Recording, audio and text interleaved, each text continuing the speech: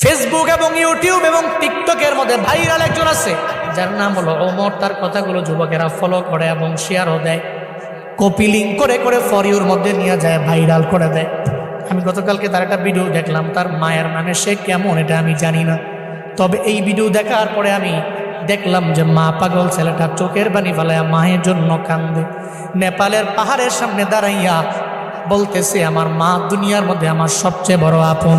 আমার মায়ের বিরুদ্ধে কথা বললে আমি কোনো আইনও মানি না, কাউরে আমি চিনি না, কারণ মায়ের মতো আপন আমার দুনিয়ার মধ্যে কেউ হতে পারে না। সে বলতে লাগলো, যখন আমার বাবা নাই, আমার মা ছাড়াই পৃথিবীতে আমার আপন যখন কেউ নাই, আমার মায়ের গার্মেন্টসে চাকরি করে করে করে করে কোনো রকম জিন্দেগি চালাইয়া আমারে ফালাইয়া যায় নাই, বরং পরিশ্রম করে করে আমার মা স্কুলের মধ্যে আমারে পড়াইলো। আজকে আমি অনেক মশহুর হয়ে গেলাম, প্রসিদ্ধ হয়ে গেলাম, সবাই আমারে চিনে, তবে আমি মায়েরে ভুলতে পারি না।